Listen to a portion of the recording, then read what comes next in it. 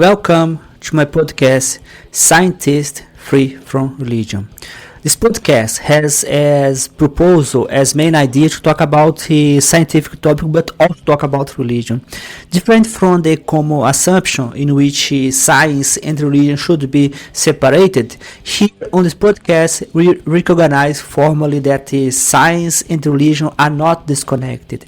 Sadly, religion can be a very big threat to science. So on this podcast, the proposal is to talk about it freely, so without fear, without the illusion that they are separate topics. So we are going to cover a possible topic. Most of them will be focused on the connection between religion and science, especially to defend science. That's our goal. Our goal here is to defend science from religion and to help to make science, to spread scientific thinking, especially to defend it against religion. Welcome to the debate. Our discussion today really centers on one of the most enduring intellectual defenses you hear in metaphysical discussions, that persistent maxim that, well, you cannot disprove God. This assertion fundamentally suggests, doesn't it, that the divine exists in some kind of conceptual space that's entirely impervious to empirical scrutiny or challenge. Right. It's a common shield. Exactly. So the central question we really need to address is this.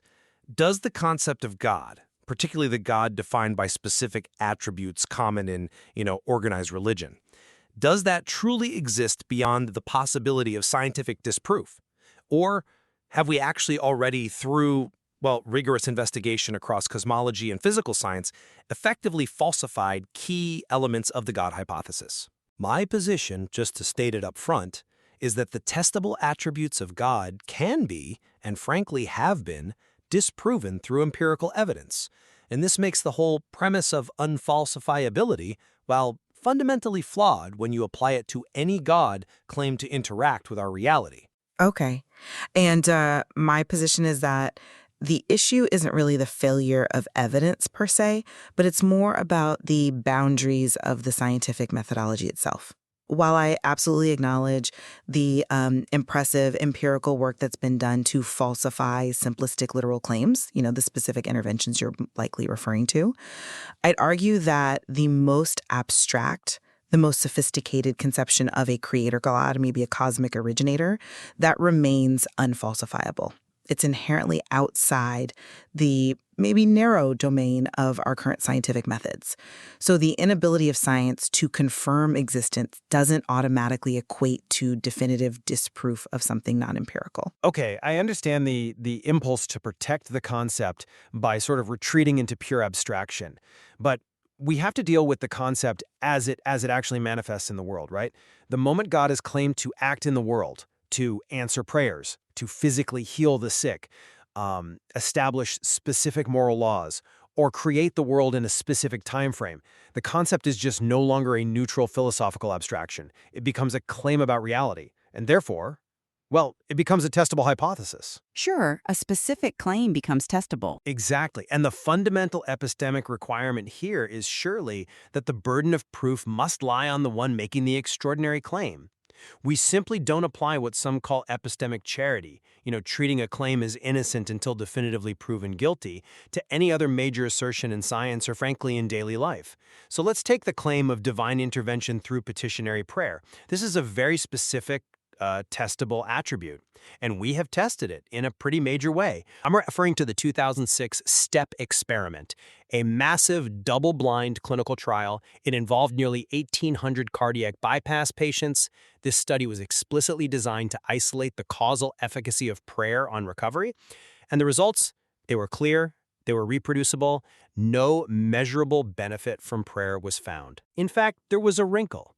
Those patients who knew they were being prayed for, perhaps due to anxiety, we don't know for sure, sometimes fared marginally worse. This is a direct scientific attempt to isolate a claimed divine attribute, and under pretty stringent conditions, that attribute failed. So once these testable claims about intervention fail, what are we left with? An increasingly non-functional abstraction, it seems to me. That is certainly a very clear articulation of how science can dismantle a specific claim. Yes, a claim about a predictable, interventionist sort of deity. But that is precisely the problem, isn't it? Your methodology is designed, almost by definition, to only target that literalist, anthropomorphic version of God, the kind often found in, say, fundamentalist readings of texts. You're essentially neglecting the far more sophisticated, perhaps non-intervening creator, the old cosmic watchmaker concept, if you like.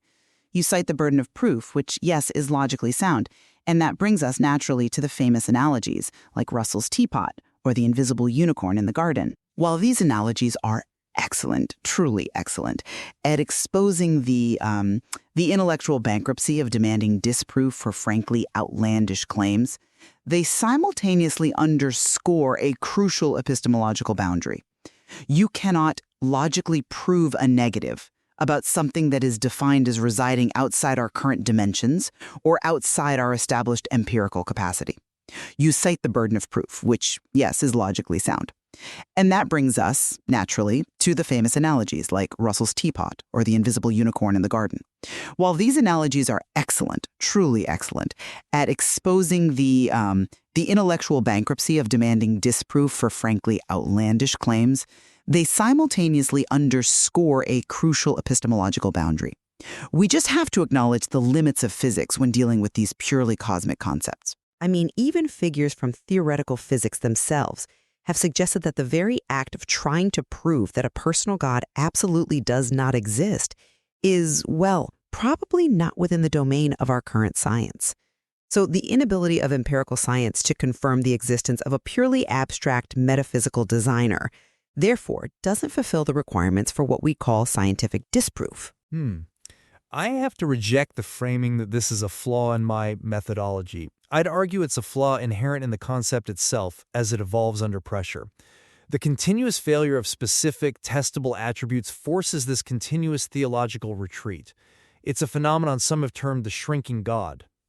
You know, when the deity no longer heals on command or no longer guarantees a young earth based on scripture or is shown not to interfere in properly randomized trials, theologians are often forced to reduce the concept to these rather benign metaphors. God is love, God is mystery. This process of reduction isn't just abstract maneuvering, it's a demonstration, I think, that the original powerful, universe-creating, miracle-working concept has been empirically eroded if not destroyed. Modern science clearly falsifies literal creation claims by establishing the Earth's age at 4.5 billion years? And tracing biological evolution over millions of years. That simply negates any literal interpretation of Genesis. For literal interpretations, yes. Right. And furthermore, we have to look at the challenge posed by neuroscience to this idea of divine presence.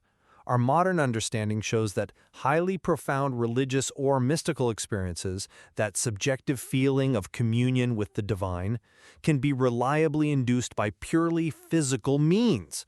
We can, for instance, use carefully targeted electromagnetic stimulation of the temporal lobes, and this can trigger sensations described by subjects as being in the presence of God or feeling infinite connection.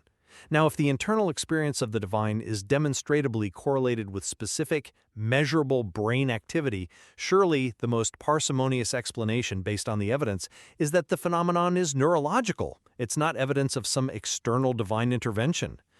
This dismantles another core attribute, the idea of direct divine communication or presence. Of literal interpretation, I grant you that. But confusing the failure of simplistic human descriptions or even sensations with the disproof of a potential metaphysical reality, that I think remains the core weakness in the argument. The process of abstraction you describe, this shrinking, it doesn't necessarily equate to the disproof of an underlying cosmic source. It might simply prove that humanity's previous models of that source were limited, maybe anthropomorphic. If a non-intervening, perhaps necessary being is hypothesized to exist outside of time and space, well, the fact that you can map the human experience of contemplating that being onto brain activity doesn't really say anything definitive about the being's ultimate existence or non-existence. I mean, look, we're seeing physicists today struggling with equally non-falsifiable concepts, right? things like the deeper implications of string theory or the multiverse hypothesis, these offer alternative, non-theistic explanations for why the universe seems fine-tuned. But the mere presence of an alternative explanation, however compelling it might be, is not the same thing as a definitive disproof of a potential fundamental designer. You seem to be mistakenly imposing the rigorous boundaries of physical science onto a concept that, arguably, exists within the realm of metaphysics, where those specific empirical rules might not strictly apply. And maybe let's pivot slightly here back to the epistemological weight of these different claims. While the teapot analogy is intellectually useful, sure, for illustrating lack of evidence, it sort of implies that all unfalsifiable claims are intellectually equal. And I'd argue they are not. The claim of a cosmic originator, unlike, say, a garden gnome or Bertrand Russell's teapot, attempts to provide an ultimate answer. An answer to the deepest questions of existence, causality, reality itself. Okay, but I have to challenge that premise. The idea that the profound nature of a question somehow alters the fundamental epistemic requirement for believing the answer. If a claim, no matter how monumental its scope, has zero supporting evidence, then consistent skepticism is, well, it's the only rational intellectual response available. To maintain the shield of unfalsifiability as a justification for continued belief, simply because the question feels monumental or deep, that seems intellectually problematic to me. It essentially allows the claim to occupy this privileged epistemic position simply by defining itself out of testability. If we permit this, where do we stop? We risk granting automatic legitimacy to any assertion, provided it's sufficiently grand and defined as being beyond measurement. We surely have to hold all claims, grand or mundane, to the same standard of intellectual rigor. Withholding belief until sufficient, testable evidence is presented isn't arrogance. It's simply intellectual humility in the face of evidence-free assertions. And this, I think, leads us directly to the crucial need for definitional clarity.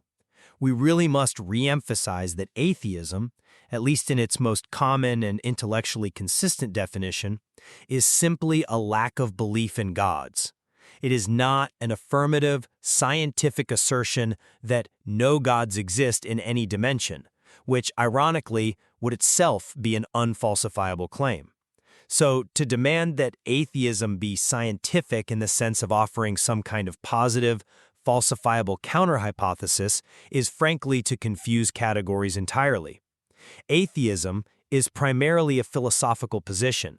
It results from the consistent application of skepticism, mirroring the methodological demand for evidence that's inherent in science itself. We're simply applying consistent skepticism to the God claim, just as we would or should to claims about any other hypothetical, non-evidenced, non-intervening entity. I find that sharp separation between science and philosophy maybe a bit too clean, perhaps historically difficult to sustain.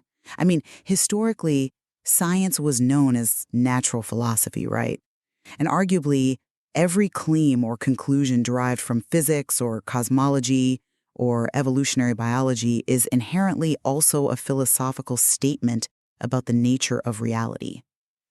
You frame atheism as simply withholding belief, which is epistemically sound on one level, yes, but I question whether that purely philosophical position truly resolves the persistent metaphysical curiosity about a potential cosmic originator. Even the most rigorous physicists, seem to struggle to avoid philosophical leaps when they're confronted with the fundamental elegance or the apparent fine-tuning of the universe. You sometimes hear that famous rhetorical question, well, who created the equations that govern the Big Bang? That very impulse, that urge to find an ultimate explanation, it suggests that the intellectual problem persists. And simply withholding belief doesn't entirely remove the possibility of a non-testable reality that science is, perhaps by its own self-imposed constraints, unable to fully address. So, to summarize my position, the persistent claim that you cannot disprove God really only holds water for a deliberately abstracted, non-specific, almost empty shell of a concept. For the God of organized religion, the one whose claims involve specific interventions and specific cosmological realities, the evidence shows consistent failure across multiple domains. We see it in large-scale experiments like STEP, in modern cosmology's findings, and in the findings of neuroscience regarding subjective religious experience.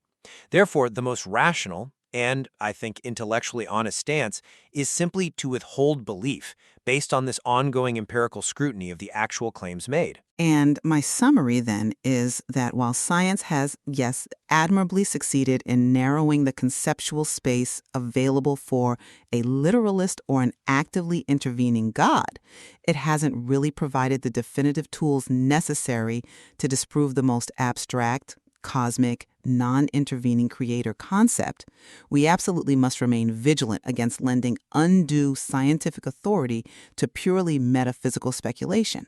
But given the known limits of our empirical knowledge, the possibility of some kind of non-testable divine force, however ill-defined it might be, cannot be definitively ruled out by current scientific understanding. Right, and I think this discussion really illuminates the critical importance of distinguishing clearly, very clearly, between a testable hypothesis concerning physical reality and an inherently unfalsifiable metaphysical concept when we're evaluating this enduring God question.